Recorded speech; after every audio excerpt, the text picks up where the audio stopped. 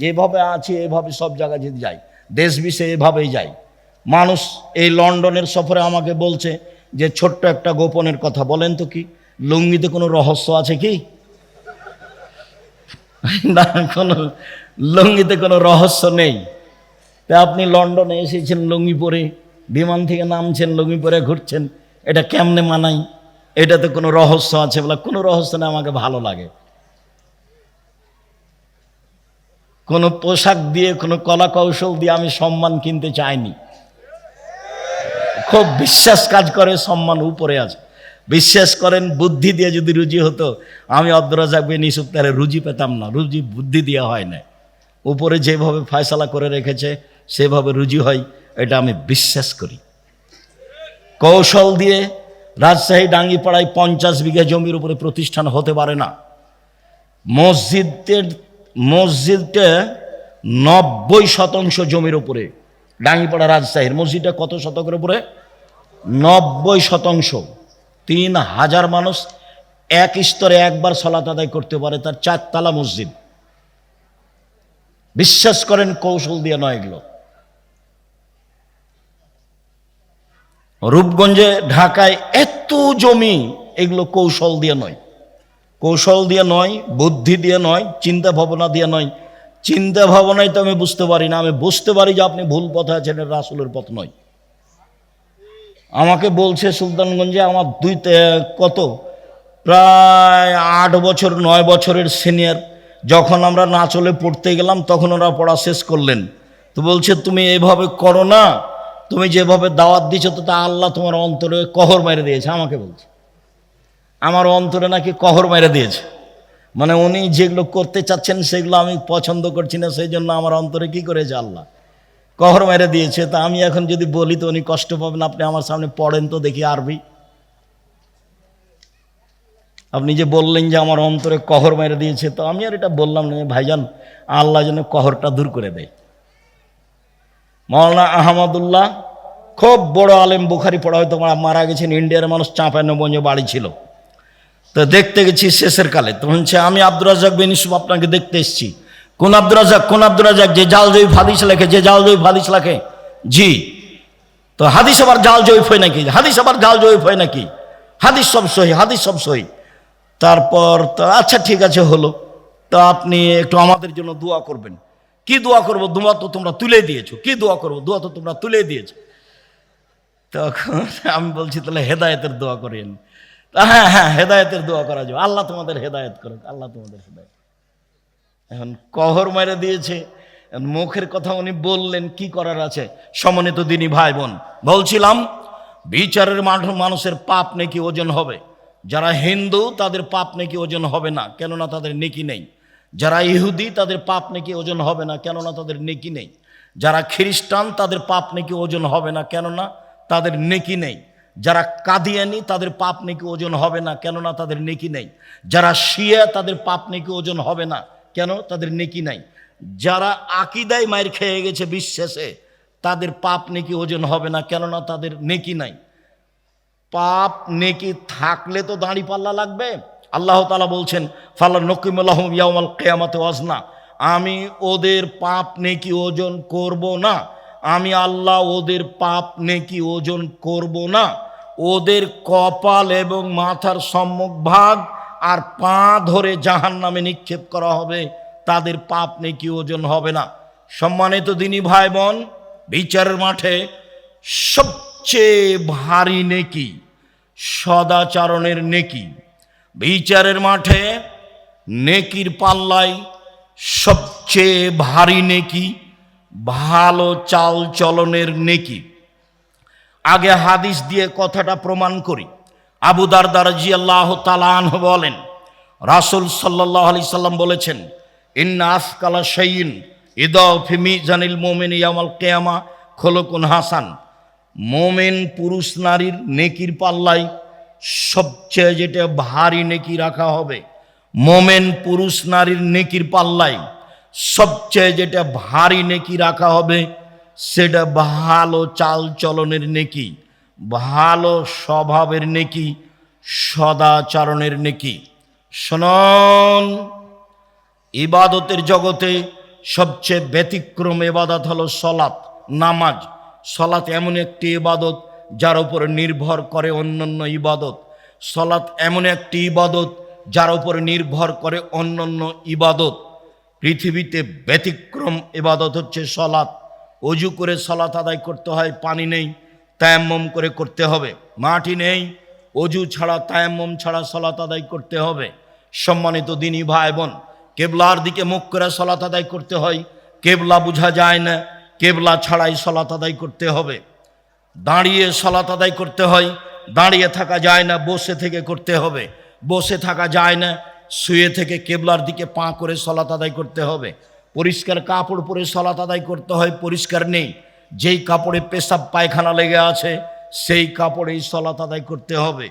পরিষ্কার অপরিষ্কার কোনো কাপড়ই নেই, উলঙ্গ অবস্থায় আছেন, এই অবস্থাতেও সলাত আদায় করতে হবে। পৃথিবীর ব্যতিক্রম ইবাদত। গাড়িতে উঠে আছেন, ঠেলে ঠেল মানে না, শিকল ধরে দাঁড়িয়ে আছেন, সলাতের টাইম হয়ে গেছে, এই অবস্থায় সলাত আদায় করতে হবে। পৃথিবীর ব্যতিক্রম ইবাদত সলাত। শুনুন, যত ইবাদতের ফরজ, প্রত্যেকটা ইবাদতের আপোষ আছে, কিন্তু সলাতের আপোষ নেই। আপোষ কি জিনিস আব্দুল রাজাক সাহেব বুঝিয়ে বলবেন? জি, এবছর হজ করতে চাচ্ছি, পারলাম না, সামনে বছর করব। ঠিক আছে, করেন। এই যে আপোষ। জাকাত, জাকাত 2 মাস আগে দিতে চাচ্ছি, দেন। 1 মাস পরে দিতে চাচ্ছি, দেন। এই যে আপোষ। রমজান মাসের রোজা, আজকে শরীরটা ভালো লাগছে না, ছেড়ে দেন, পরে করবেন। এই যে আপোষ, এইরকম আপোষ সলাতের সাথে নেই। যেইভাবে আছেন, যেখানে আছেন, পাক পবিত্র, কোনোটাই বুঝে না। পৃথিবীর ব্যতিক্রম বিরল ইবাদত হলো সলাত, যা কোনোদিন মানুষের সাথে আপোষ করেনি। উলঙ্গ অবস্থাতে ইবাদত করতে হবে, তার নাম সলাত। বলছিলাম, পৃথিবীর ব্যতিক্রম সলাত, ইবাদত সলাত। এই সলাতের নেকি যত ভারী, ভালো চাল চলনের নেকি তার চেয়ে 1,00,000 গুণ বেশি ভারী। এই কথা আমি বলিনি, যারা মাদ্রাসা লাইনে পড়ে তারা বুঝে। ইন্না আফকালা শাইইন, ইসিম তাফজিল, মানে সবচেয়ে বেশি ভারী। দুনিয়াতে আর একটা নেকি আছে, তাতে বেশি, পাল্লাতে নেকি বেশি হয়, তা হচ্ছে সুবহানাল্লাহি ওয়া বিহামদিহি সুবহানাল্লাহিল আযীম, যার সংখ্যা নেই, যে যা পারে। এতে দাড়ি পাল্লায় নেকি ভারী হবে, এই কথা আল্লাহ রাসূল বলেছেন।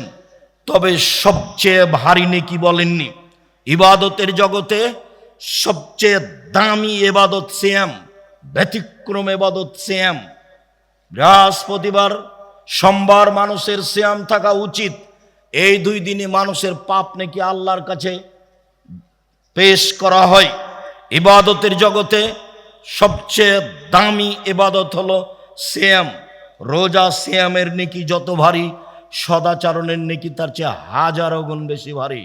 শুনুন, হজ করলে, কবুল হলে, লোকটা হয়ে যায় সেই দিনের মতো যেদিন তার মা তাকে জন্ম দিয়েছে। হজ করলে, কবুল হলে, লোকটা হয়ে যায় সেই দিনের মতো যেদিন তার মা তাকে জন্ম দিয়েছে, নিষ্পাপ হয়ে যায়। এই হজের নেকি যত ভারী, সদাচরণের নেকি তার চেয়ে 1,00,000 গুণ বেশি ভারী। কি দিয়ে বুঝায় আপনাকে সদাচরণ কাকে বলে? সদাচরণ ভালো কথা, ভালো কর্ম। ভালো কথা, ভালো কর্মের নাম হলো সদাচরণ। একটু বাস্তব দেখাই।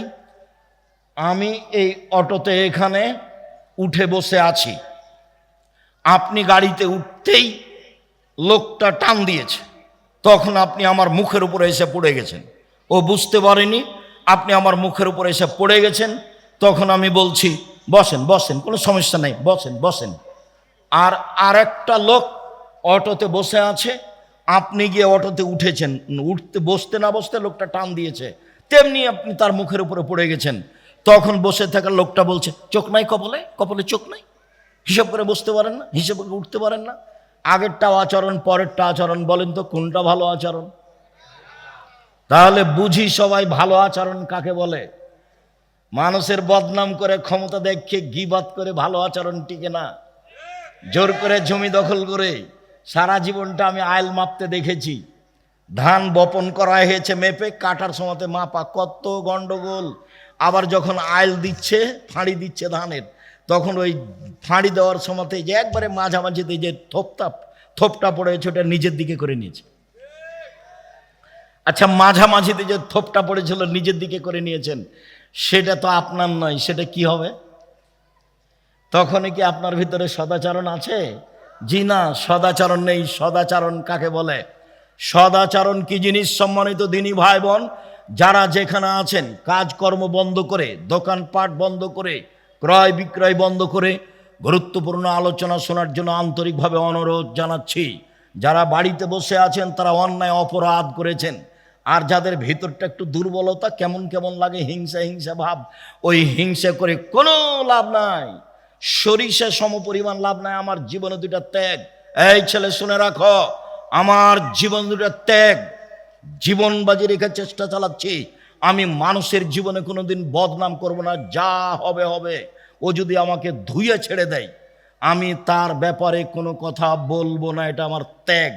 দ্বিতীয় ত্যাগ হচ্ছে আমি প্রতিশোধ নিব না। আমি প্রতিশোধ নিতে চাই না। মোবাইল রিং হচ্ছে, আমি অন করেছি, অন করে গালি দেওয়া শুরু করছে। অনেক সময় মা থেকে শুরু করে, অনেক সময় বোন থেকে শুরু করে, অনেক সময় দেশের ভাষা দিয়ে শুরু করে। দিতে দিতে যখন থেমে যাই, তখন আমি আবার রিং দিয়ে বলি, ভাইজান কোনো গালি বাকি ছিল মনে হয়, মোবাইলে মনে হয় টাকা শেষ হয়ে গেছে, যদি আরো কিছু থাকে গালি দিয়ে নেন। অথচ গালি আমার মা দিয়ে শুরু করেছে, আমি তার উত্তর দেওয়া প্রয়োজন মনে করিনি। ধুয়ে ছেড়ে দিলাম, আপনার নামটা আমি মুখে নেব না, যা হবে হবে। জীবনে কোনোদিন প্রতিশোধ নেব না। সিলেট সোনাম ফেন্সিগঞ্জের ওসি আমাকে বলছে, আব্দুর রাজ্জাক সাহেব সিগনেচার করেন না, মামলা আমি চালাবো। আপনার গাড়ি ভেঙে দেবে, গাড়িতে আঘাত করবে, মানে আমি ওসি, আমি আপনার মামলা চালাবো। আমি বলছি, ওসি সাহেব, আমি মানুষের বিরুদ্ধে মামলা করি না, আমি মামলা করব না। আমি যদি মামলা করি তাহলে আমার মামলা ছোট হয়ে যাবে মানুষের। ও বিচার করতে পারে না? ওও তো বিচার করতে পারে, ও করুক। আমি তো তার ক্ষতি করিনি, সে গাড়িতে এসে আঘাত করবে কেন? আমার বাড়ি তার বাড়ির পাশে নয়। আমার জীবনে আমি কোনোদিন প্রতিশোধ নিই না কারো। আমার জীবনে আমি কোনোদিন কারো বারে মুখ খুলি না, খুলবো না, এটা আমার দৃঢ় প্রতিজ্ঞা। ও যদি আমাকে ধুয়ে ছেড়ে দেয়, তবে আপনাকে আমি বলছি, আপনি আমার দিনী ভাই, আপনি আমার দিনী বোন, আপনি ভুল পথে আছেন, এটা আমার চূড়ান্ত ভিতরে কাজ করে। আমি একদিন নয়, দুই দিন নয়, বহুদিন একই কথা বলেছি আপনাকে সত্য পথে নিয়ে আসার জন্য। আমার গ্রামের আবু ভাই মারা গেছেন, আমার মুখের উপরে বলছে, আজকে যে ও তাফসির করলো না, এই তাফসির তোরা জানিস না। বলে কি তাফসির করলো? আরে তোরা ওই তাফসিরই জানিস না। বলেন কি করলে একটু বলবেন তো, কি তাফসির করলো? ওই তাফসিরই তো জানিস না, তোকে কি বলবো? বলেন কিছু। তখন বলছে যে শোন, মুফাসসির সাহেব বলছেন যে আদম আলাইহিস সালাম ঘুম থেকে উঠে দেখছেন পাশে একজন সুন্দরী নারী। আদম আলাইহিস সালাম হাত বাড়ালেন, সুন্দরী নারীর গায়ে হাত দিবেন। কেন? ফেরেশতা বলছেন মোহর দিতে হবে। আদম আলাইহিস সালাম বলছেন মোহর আবার কি? তখন ফেরেশতা বলছেন মুহাম্মদ সাল্লাল্লাহু আলাইহি সাল্লামের উপরে 1000 বার দুরূদ পড়ে দিতে হবে। দুঃখিত, পৃথিবীতে সবচেয়ে বড় শিক্ষিত মানুষ হলেন আদম আলাইহিস সালাম। আল্লাহ বলছেন আদমকে আমি সব কিছু শিখিয়ে দিয়েছি। পৃথিবীর ইতিহাসে আদমের চেয়ে বড় শিক্ষিত মানুষ কিয়ামত পর্যন্ত কেউ জন্ম নিবেও না। আমাদের নবীর চেয়ে 1000 গুণ বেশি বিদ্যা তিনি রাখতেন আদম আলাইহিস সালাম। আল্লাহ বলছেন আমি সব বিদ্যা আদমকে শিখিয়ে দিয়েছি। যিনি সব বিদ্যা রাখতেন, নিজের বউ কিভাবে হালাল করতে হবে সেটাই তিনি জানতেন না। বুঝতে পারেননি কথা? একেবারে ডাহা। আমি আমার চাচাতো ভাইয়ের মুখের উপরে বললাম, শোনেন, মুফাসসিরকে 80 160 লাঠি পিটাতে হবে। সাধারণ মানুষ মিথ্যা কথা বললে, অপবাদ লাগালে তার জন্য 80 লাঠি, আর নবীর উপরে অপবাদ লাগালে তার জন্য 80 160 লাঠি পিটাতে হবে। তুমি আমার ভাই, তুমি আমার ভাতিজা, তুমি এ দেশের ছেলে। তুমি চোখ দেখিয়ে ভিতরে হিংসা রেখে উল্টা মুখে চলে সফল হতে পারবে না। তুমি মনে রেখো, আমি আব্দুর রাজ্জাক বিন ইউসুফ, তোমার গ্রামের মানুষ আমি বলছি। সম্মানিত দিনী ভাই বোন, চলেন এবার দেখি সদাচরণ কাকে বলে?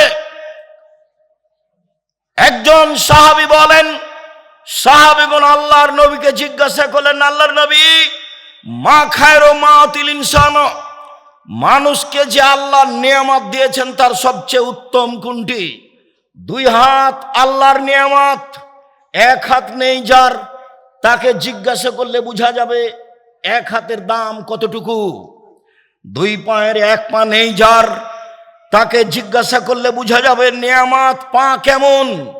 যত আল্লাহ নিয়ামত দিয়েছে মানুষকে, বাড়ি গাড়ি স্ত্রী আহাল পরিবার, তার সবচেয়ে উত্তম নিয়ামত হলো সদাচরণ। তার সবচেয়ে উত্তম নিয়ামত হলো সদাচরণ। ভালো চাল চলন আছে যার, সবকিছু আছে তার। আব্দুল্লাহ ইবনে আমর রাদিয়াল্লাহু তাআলা আনহু বলেন, রাসূল সাল্লাল্লাহু আলাইহি সাল্লাম বলেছেন, পৃথিবীর মানুষ শুনে রেখো, চারটা জিনিস আছে যার, সবকিছু আছে তার। চারটা জিনিস আছে যার, ইহকাল আছে তার, পরকাল আছে তার। পৃথিবীর মানুষ শুনে রেখো, চারটা জিনিস আছে যার, সবকিছু আছে তার, ইহকাল আছে তার, পরকাল আছে তার। এক, হিফজ আমানাতিন, আমানতের রক্ষা। ক্লাস 10-এ পড়ো তুমি, 50 জন ছাত্র টাকা উঠিয়ে 2 জন ছাত্রকে চাঁপাইনবাবগঞ্জ পাঠানো হয়েছে উপহার কেনার জন্য। উপহারের দাম ছিল 500 টাকা। ওরা 100 টাকার নাস্তা করেছে। নাস্তা করে ওই 100 টাকা এই 500-র মধ্যে লাগিয়ে দিয়ে ওই জিনিসগুলির দাম 600 টাকা করেছে। বলেন তো তার কাছে কি আমানত রক্ষা পেয়েছে? আমানত নেই যার, কোনো কিছু নেই তার। 2, হুসনু খালিকাতিন, ভালো চাল চলন যার, ইহকাল তার। ভালো আচরণ যার, পরকাল তার। ভালো চাল চলন যার, সবকিছু তার।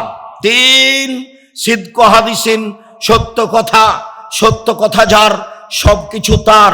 4, ইফাতিন ফি তুমাতিন, বৈধ রুজি যার, সবকিছু তার, ইহকাল তার, পরকাল তার।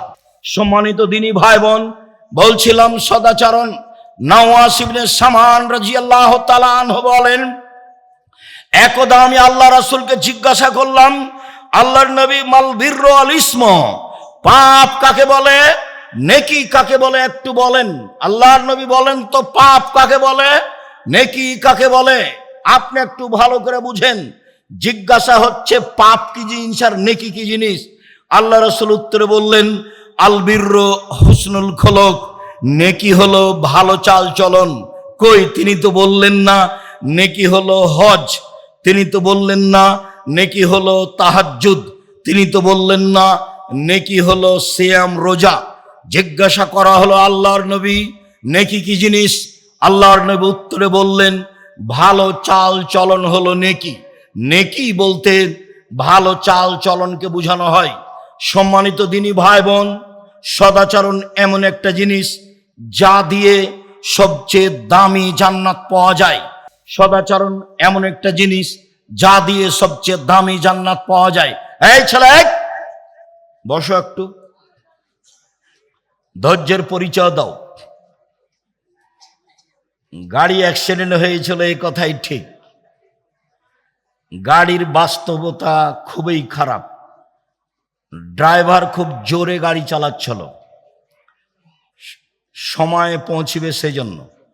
হঠাৎ করে হাইওয়ে রাস্তাতে বাম দিক থেকে একটা লোক হয়তোবা খেয়াল করেনি নাকি, বাম দিক থেকে ডান দিকে গেছে। যেই সময়ে গেছে 2-3 সেকেন্ডের মধ্যে গাড়ি যে তার সাথে ধাক্কা লেগেছে। গাড়ি ধাক্কা লেগে গাড়ির বড় ধরনের ক্ষতি হয়েছে। এই পর্যন্ত আল্লাহ একেবারে নিরাপদে রেখেছেন। ভাগ্যে কি আছে আমার জানা নেই, আল্লাহই ভালো জানে। আল্লাহর লাখো শুকরিয়া আদায় করি, সিজদা করে শুকরিয়া আদায় করি। আমার জন্মভূমিতে আমি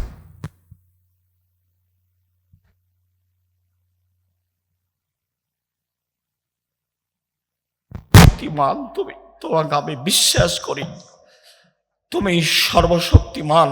ইন্নাকা আলা কুল্লি শাইইন কাদির, তুমি সব কিছু করতে পারো, এটা আমি বিশ্বাস করি।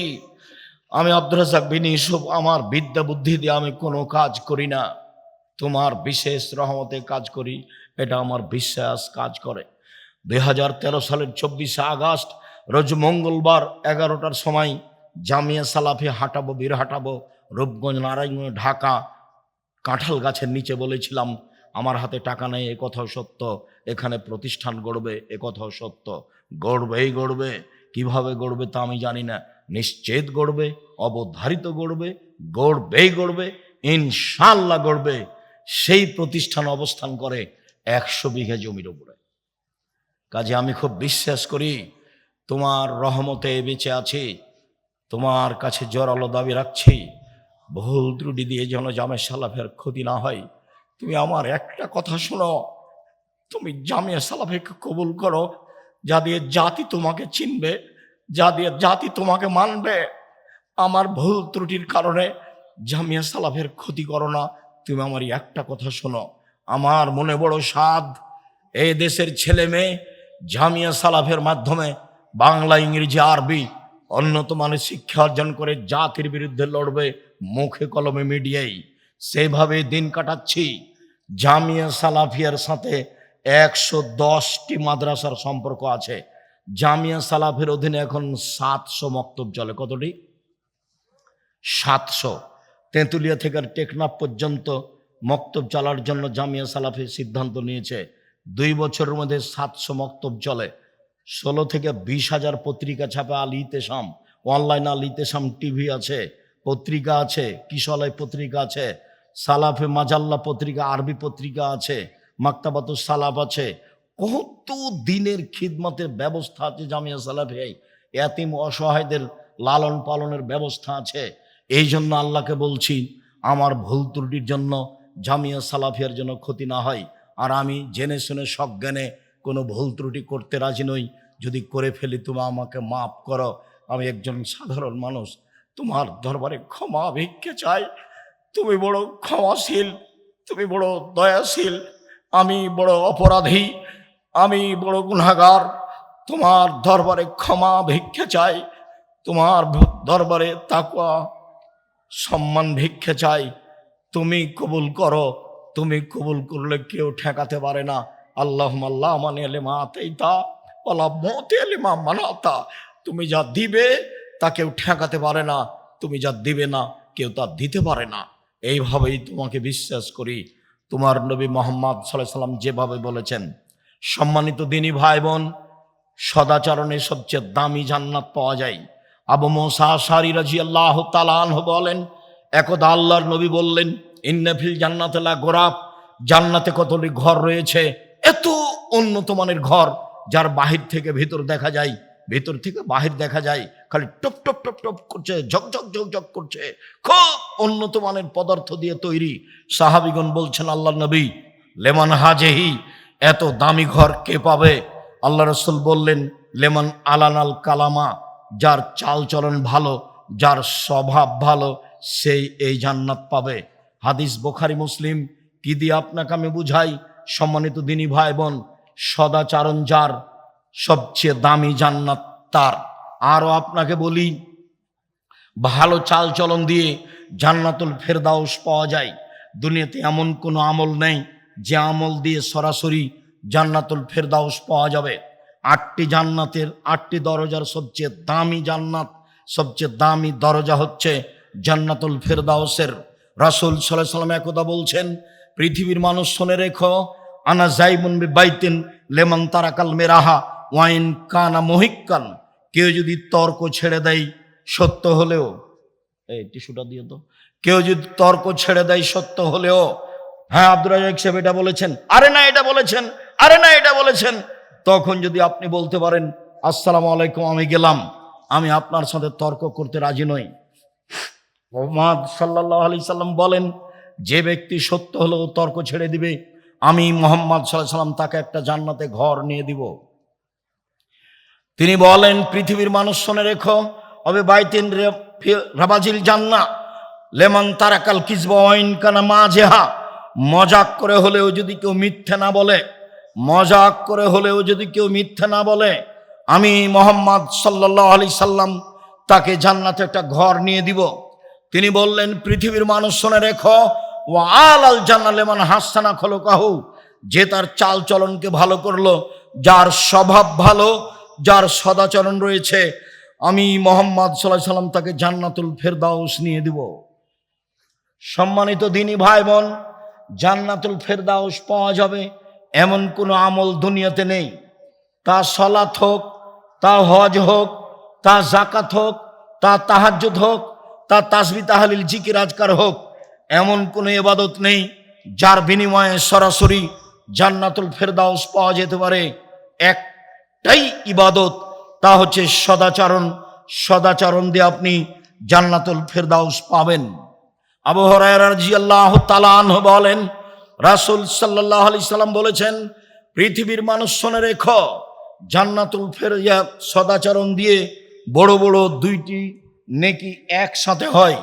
পৃথিবীর মানুষ শুনে রেখো, সদাচরণ দিয়ে বড় বড় দুইটি নেকি একসাথে হয়। এক, নিয়মিত তাহাজ্জুদ পড়লে যত নেকি হয়